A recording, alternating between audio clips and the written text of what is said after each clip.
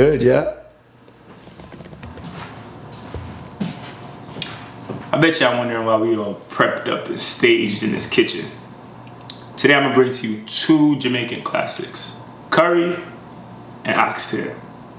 But I also have two very important things to tell you. First thing, please do not go to your local Jamaican restaurant and ask for this.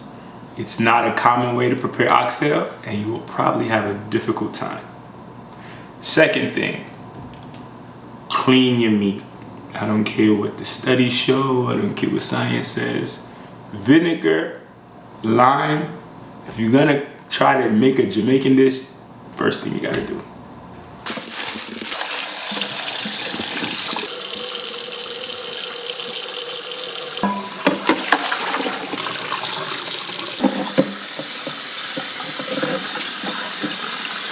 So once you finish cleaning the meat, strain it. Try to keep the water off. If you use lime, lemon, make sure there's no seeds in it when you transfer it.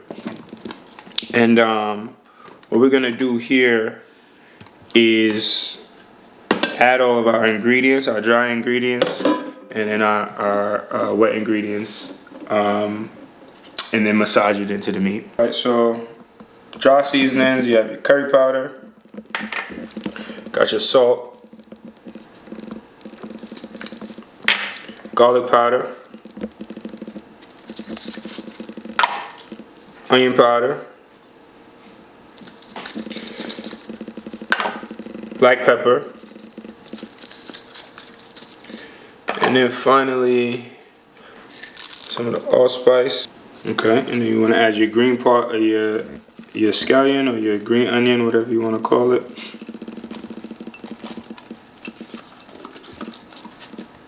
So add your garlic, bell pepper, celery, and you'll notice I have some bell pepper, celery, and the green part of the scallion reserved for at the end when we're finishing up cooking. We can re-garnish it to bring out some color. Thyme, onion, tomato. Listen, Jamaicans are a opinionated bunch, so like a lot of people gonna look at this and say, tomato and curry? This is my style, bro. Just let me work. Let me work.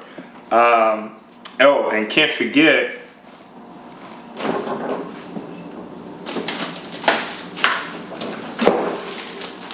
Scotch bonnet. You're not gonna find this in your grocery store. This is straight out of mom's backyard. So take one or two of these, and you want to be very careful with the Scotch bonnet. You're gonna remove them in the middle of cooking because you don't want them to burst. If they burst in the pot, like they could ruin the whole dish. Too spicy to eat. So I'll take these two ones. I freeze them so they last longer. Alright, so now that we have all our ingredients, our seasonings, and our vegetables added in, just massage everything into the meat. This is my favorite part, to be honest.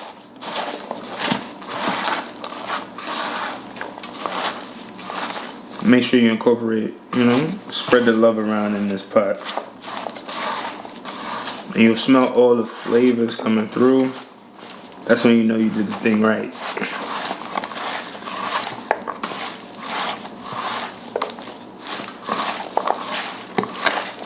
Alright, so after you get everything incorporated, massaged into the meat, you want to transfer it. So you could leave it in this pan depending on how long you're going to marinate it for.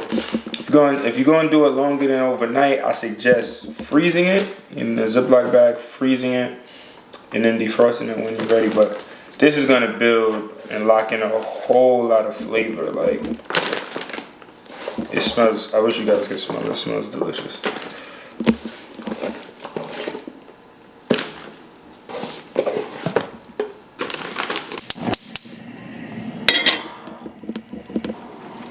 Alright, so we're going to put our coconut oil in our hot pot. depending on the temperature your house, the coconut oil is probably solid. So just resting a spoon on the pot, give it a little temperature to slide off.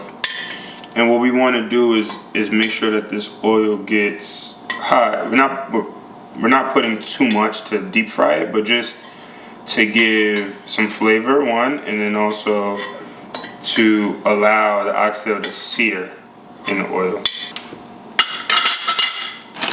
Alright, so key here is to try to take off all of your vegetable seasoning and just leave, you know, the dry seasoning. So take off the oxtail, try to brush off the bell peppers so we don't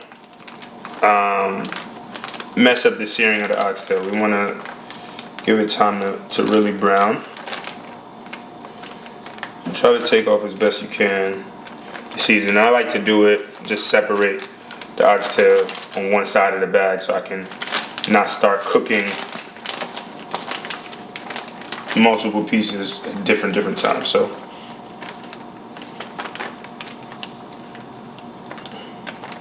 gloves are super helpful here.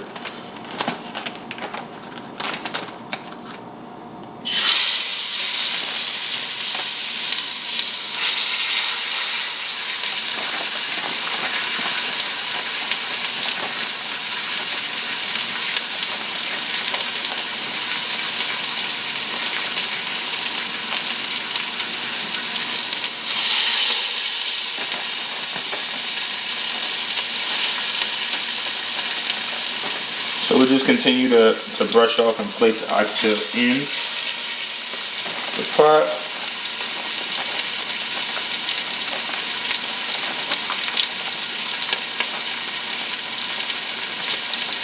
Now that we had our oxtail searing a bit, just check the sides to make sure.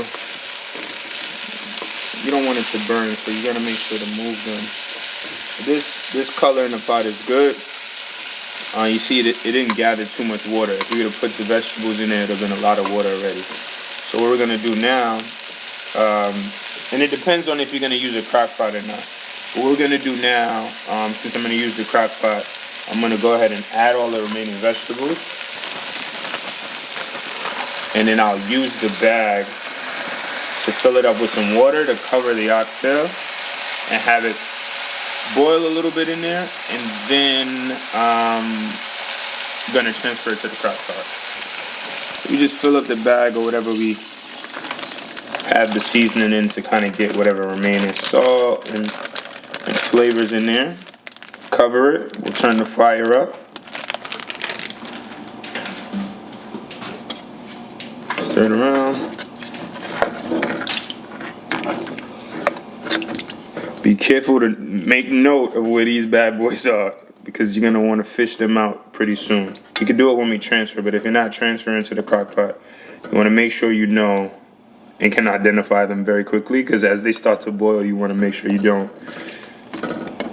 they don't pop or you don't lose them and then end up eating them later. All right, so we'll turn the fire up to high. And then cover our pot back after and let it boil for a little bit. Alright, y'all, so the oxtail should be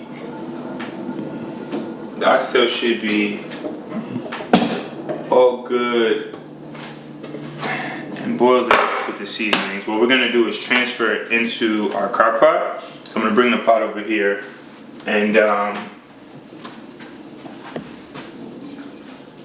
very hot, but I'm gonna bring the pot over here.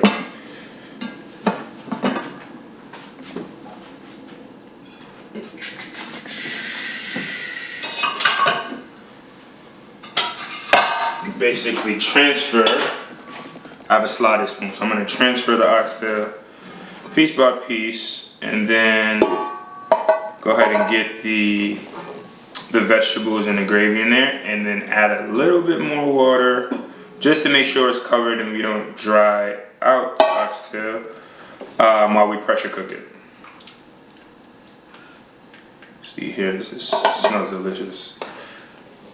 And I already had to do it between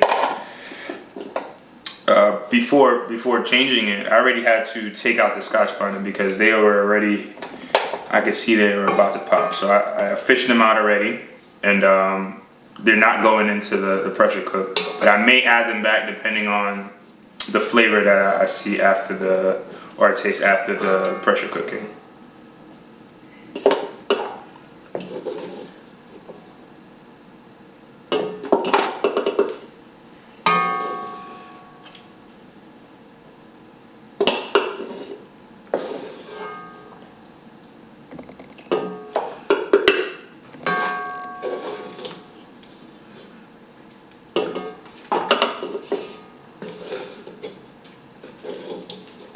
And again, if you're not gonna pressure cook, you're just gonna spend some time boiling and letting the water boil out and adding more water to the Dutch pot.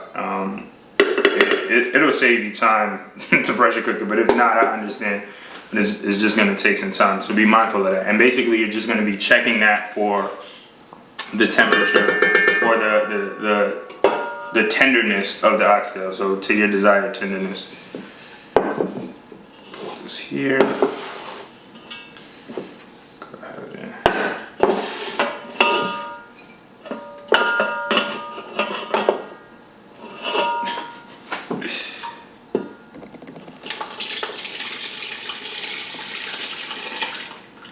yeah, so that didn't cover it, so I'm gonna just add some more water here. So this is about enough, and it's just like you can still see some oxtail peeking over. What's the measurement on this? About 13 cups. We're gonna go ahead and add it to the crock pot and set it for 35 to 45 minutes. 45 will give you extra tender, fall off the bone, but I'm gonna set it for 35.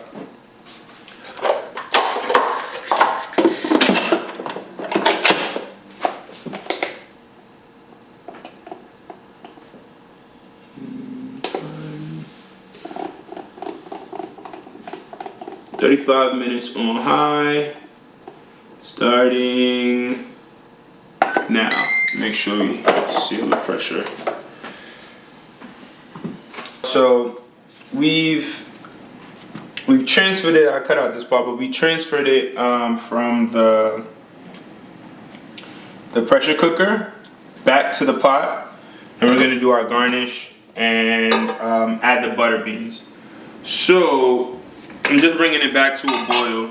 I had to add 10 more minutes to the pressure cooker because the oxtail wasn't as tender as I wanted, so it ended up being around 45 minutes, quick release. If I had some more time, I'd do a slow release just to get the oxtail a little bit more tender. We're bringing it back to a boil, and what we'll do here is I have the Scotch bonnet set off to the side, and just tasting to see what the heat level is, if I need to add anything back to it.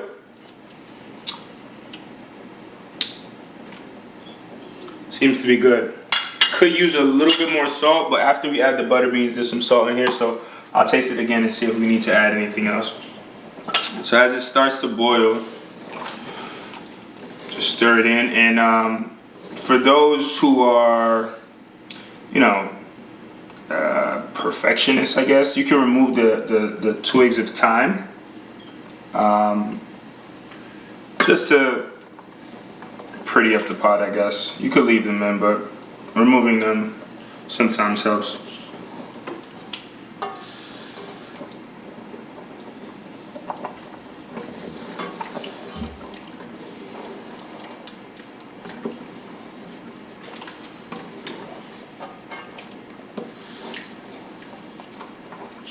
So basically what we're doing here, just bringing it to a boil. We're gonna add the garnish and the butter beans, but we want the gravy to not be, as they would call it, too long. We don't want it to be too watery, right? So right now it's still low water, so we're boiling some of that off.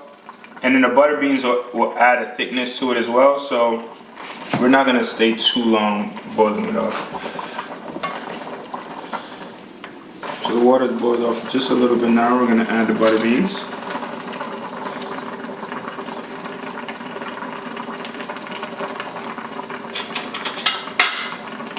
And we strained off the water of the beans, so don't put the water in there, but you want to get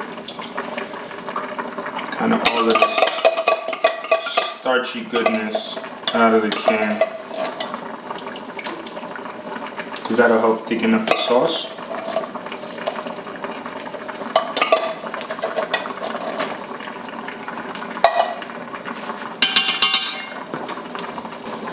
Alright y'all, so added the butter beans. We're just boiling it down, want to get it to the right consistency, and adding the garnish to bring out the, let's give it a pop of color and some freshness. But almost done for real. I gave it a taste, added just a pinch bit more salt. The pepper is perfect in it, and just gonna let this boil and then turn off the fire, have it sit for a little bit, and time to eat. Trying my hand at this plating, see if it comes out as expected. Of course it's not gonna come out. No. How'd you come out last time? There we go.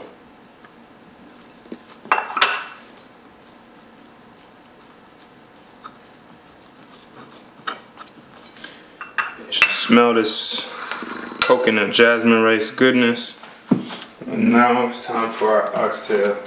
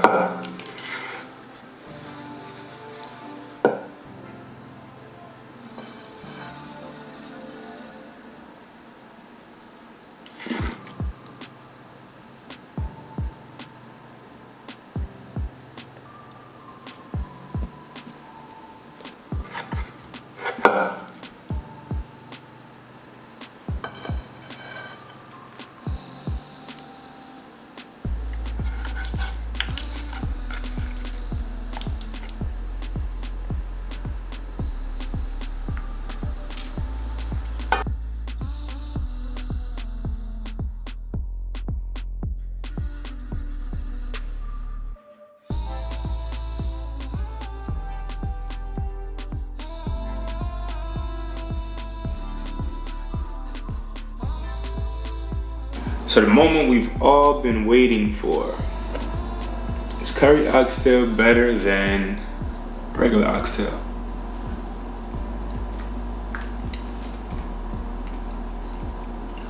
It's delicious.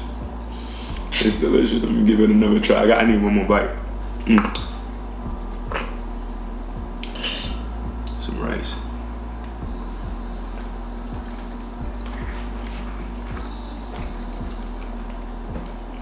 It's good. It's good. Let me get the bone. I need some more to the side.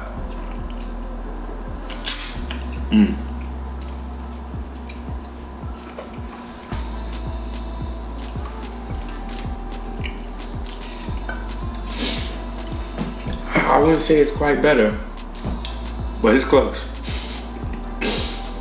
It's close.